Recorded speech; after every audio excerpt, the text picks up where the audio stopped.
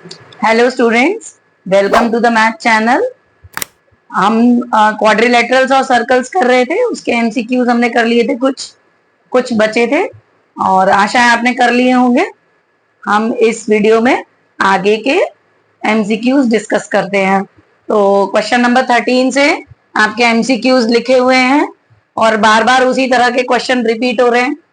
एक उत्तल बहुभुज जिसकी भुजाएं 7 हैं, 7 भुजाएं हैं, उनके कोणों का जोड़ आपको पता करना है।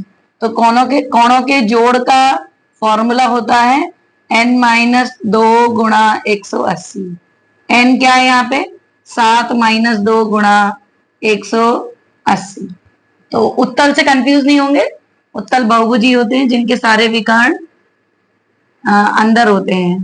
तो 5 गुणा 180 यानी आंसर आएगा 900 डिग्री। नेक्स्ट देखिए, एक त्रिभुजाकार पिरामिड में कितने कोने होते हैं? ये आपने 6th क्लास में पढ़ा था। तो क्योंकि एनएमएमएस में 6th 7th 8th की गणित आती है, तो देखिए इसका अगर मैं नेट बताऊं आपको, तो त्रिभुजाकार पिरामिड में मेन जो बेस होता है वो त्रिभुज होता है और इसके ये सारे कोने मिलके एक बन जाते हैं। और तो एक कोना तो वो हो गया और 3 कोने ये बेस के हो जाएंगे, तो टोटल कोने हो जाएंगे 4। एक वर्ग के विकर्ण एक दूसरे के लंब समद्विभाजक होते हैं, यानी 90 डिग्री पर बाइसेक्ट करते हैं और बराबर भी होते हैं। तो लंब समद्विभाजक वर्ग के विकर्ण होते हैं। देखिए ये जो क्वेश्चन है ये बिल्कुल अलग क्वेश्चन है। ये आपने 7th क्लास में समलंब चतुर्भुज का क्षेत्रफल का फॉर्मूला याद किया होगा, तो उस पर आधारित प्रश्न है। हमने बेसिक्स में यहाँ नहीं दिया था, तो हमने बोला था जैसे जैसे प्रश्न आएंगे वैसे वैसे हम कराते जाएंगे। तो देखिए समलंब चतुर्भुज के क्षेत्रफल का फॉर्मूला होता है 1/2 समांतर भुजाओं का योग गुणा उनके बीच की दूरी या हाइट, कुछ भी कह सकते हैं, हाइट कह सकते हैं, एल्टीट्यूड कह सकते हैं। और जो पैरेलल लाइंस हैं, जो समलंब चतुर्भुज में आमने सामने का एक पेयर जो होता है वो समांतर होता है, वही समलंब चतुर्भुज होता है। तो यहाँ पर आपको चित्र में दिखाई दे रहा है समांतर भुजाओं का योग क्या हो जाएगा? 4 + 2 और उनके बीच की दूरी आपको 3 दी गई है। तो 1/2 गुणा 6 गुणा 3 आंसर आएगा 9 सेंटीमीटर स्क्वायर। क्षेत्रफल की इकाई वर्ग सेंटीमीटर होती है। अब देखिए प्रिज्म का आधार कुछ भी हो सकता है। अभी हमने देखा था ट्रायंगुलर पिरामिड होता है ऐसे, वर्गाकार पिरामिड वर्ग इसका हो जाएगा, और वृत्त के आधार वाला ये शंकु होता है। तो कोई भी आकृति हो सकती है प्रिज्म का आधार, तो आंसर रहेगा कोई भी आकृति। देखिए नेक्स्ट प्रश्न, दिए गए चित्र में एंगल पी क्यू आर पूरा ये एंगल 80 डिग्री का दिया है और एंगल पीएसक्यू आपको 40 डिग्री का दिया हुआ है। आपको एंगल निकालना है एंगल क्यूपीआर। तो क्यूपीआर किस त्रिभुज का है? क्यूआरपी त्रिभुज का है। तो इसमें ये तो 80 डिग्री का कोण हो गया, मेरे को ये वाला पहले पता करना पड़ेगा। जब मेरे को ये दोनों पता चल जाएंगे तो मैं आसानी से ये निकाल सकती हूँ। तो देखिए ये वाला कोण मैं कैसे पता करूंगी? पी क्यू चाप से परिधि पर अंतरित कोण है 40 डिग्री। इसी पी क्यू चाप से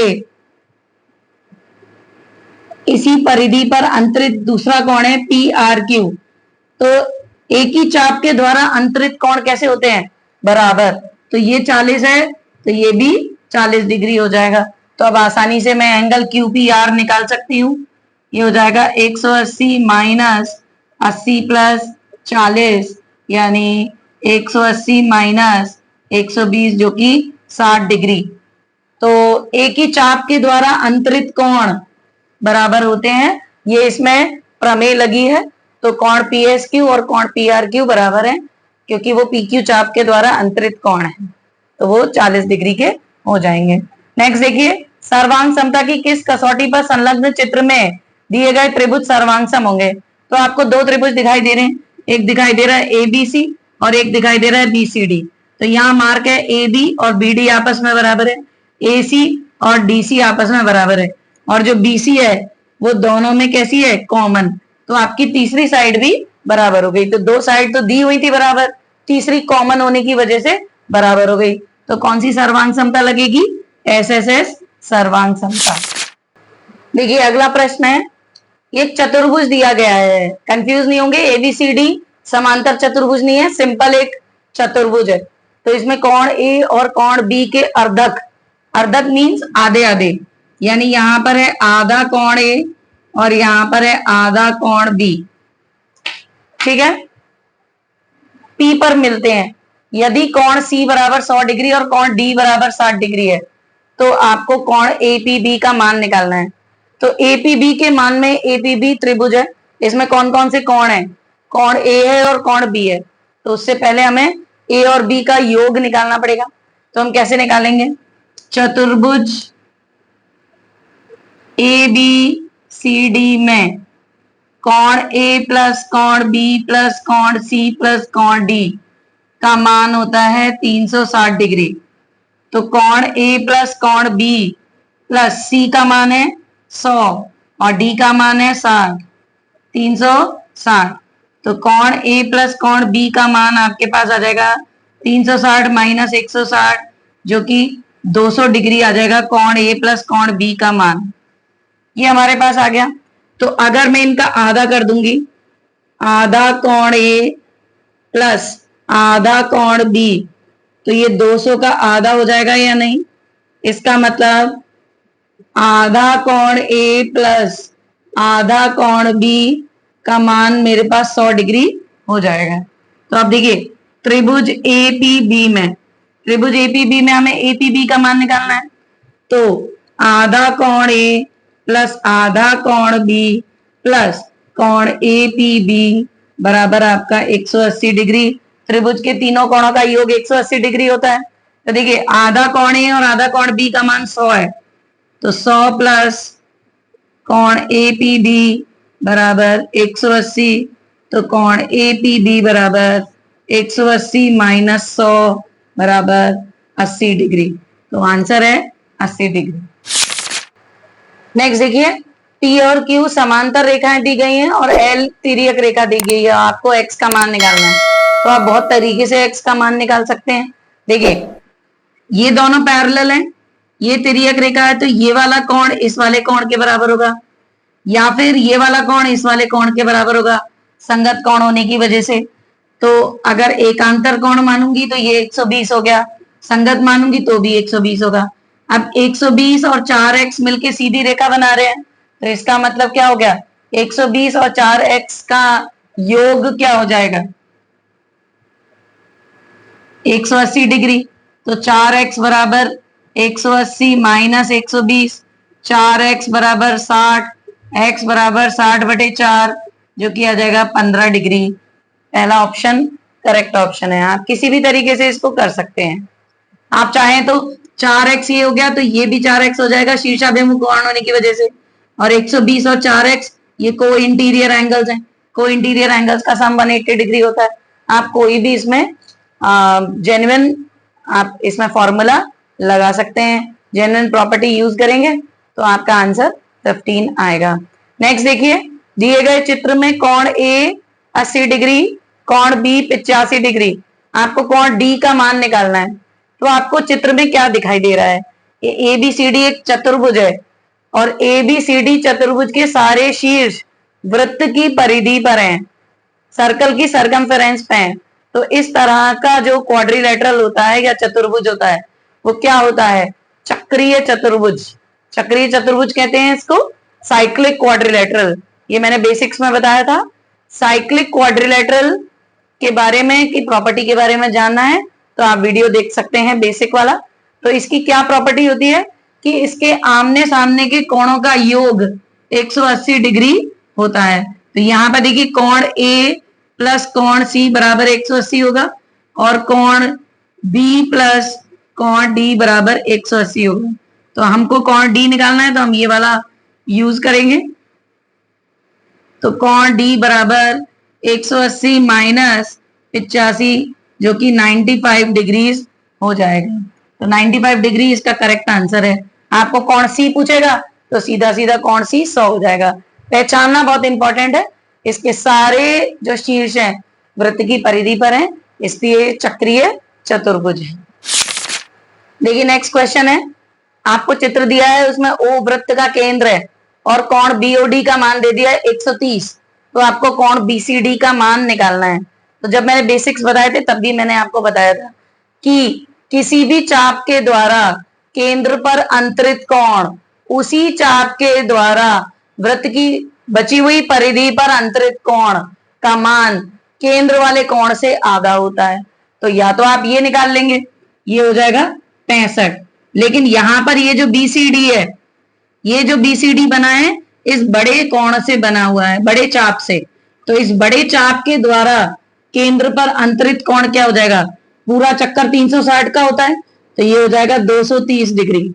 360 में से 130 माइनस करूंगी तो 360 ये 230 आ जाएगा और ये 230 का आधा हो जाएगा 115।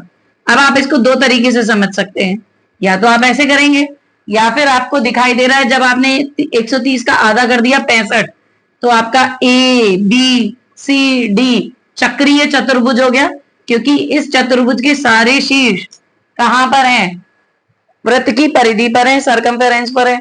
तो जब ये 65 निकल गया तो इसका और इसका योग 180 होगा। तो हम 180 में से 65 घटाकर भी निकाल सकते हैं, या फिर हम केंद्र पर अंतरित कोण निकालेंगे, उसका आधा भी कर सकते हैं। तो आपको जो समझ में आए वो आप इसमें कर सकते हैं। आंसर है 115।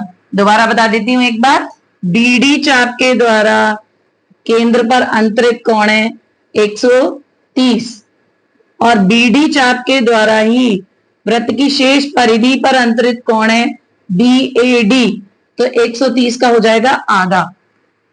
ए बी सी डी चक्रीय चतुर्भुज है, आमने सामने के कोणों का योग 180 होगा, तो कोण बीसीडी आपका 115 हो जाएगा 180 में से 65। अगर आपको ये याद नहीं रहता तो ये बीडी जो बचा हुआ बड़ा चाप है उसके द्वारा बची हुई परिधि पर अंतरित कोण है, तो इसके द्वारा केंद्र पर अंतरित कोण क्या होगा, 360 में से 130 माइनस कर देंगे 230, तो 230 का क्या हो जाएगा आधा। तो आप ऐसे भी कर सकते हैं और चक्रीय चतुर्भुज वाले प्रॉपर्टी से भी कर सकते हैं। तो किसी भी तरह से आप इसको हल कर सकते हैं। देखिए दिए गए चित्र में ओ वृत्त का केंद्र है, स्पर्श बिंदु P तथा Q पर स्पर्श रेखाएं PT तथा QT हैं। यदि कोण POQ आपको 120 डिग्री का दिया है तो आपको PTQ निकालना है। तो पहले तो मैं इसमें एक एक्स्ट्रा प्रॉपर्टी आपको बता देती हूँ। एक्स्ट्रा प्रॉपर्टी क्या है कि किसी बाह्य बिंदु से यानी बाहरी बिंदु से अगर हम वृत्त पर स्पर्श रेखाएं बनाते हैं तो दो स्पर्श रेखाएं बनेंगी और वो दोनों स्पर्श रेखाओं की लंबाइयां बराबर होंगी। और कभी भी स्पर्श रेखा बनाएंगे तो स्पर्श बिंदु और केंद्र को मिलाने वाली जो रेखा होगी वो 90 डिग्री का कोण बनाएगी। तो मैंने आपको बताया भी था कि जब भी आपको स्पर्श रेखाएं बनानी है तो आपको 90 डिग्री कोई भी रेडियस त्रिज्या बनाएंगे और वहां से 90 डिग्री खींच देंगे। तो 90 डिग्री जब आप मिलाएंगे तो आपको स्पर्श रेखा प्राप्त होगी। तो अब आपको ये PTQO एक चतुर्भुज दिखाई दे रहा है, तो इसमें कोण PTQ कैसे निकालेंगे, सारे कोणों का योग 360 डिग्री होगा। तो देखिए ये हो जाएगा 180 और 120 300 हो जाएगा। तो कोण PTQ बराबर 360 माइनस 300 यानी ये हो जाएगा 60 डिग्रीज, इसका करेक्ट आंसर। देखिए आपका ये chapter quadrilaterals and circles finish हो गया है और इससे चक्रीय चतुर्भुज और आपके अंतरित कोण, चाप के द्वारा अंतरित कोण वाले क्वेश्चन आपकी बुक में भी बहुत हैं, तो आप उनको प्रैक्टिस कर लेंगे। और आपको वीडियो अच्छा लगा है तो वीडियो को लाइक कीजिए, चैनल को सब्सक्राइब कीजिए। Thank you very much for watching.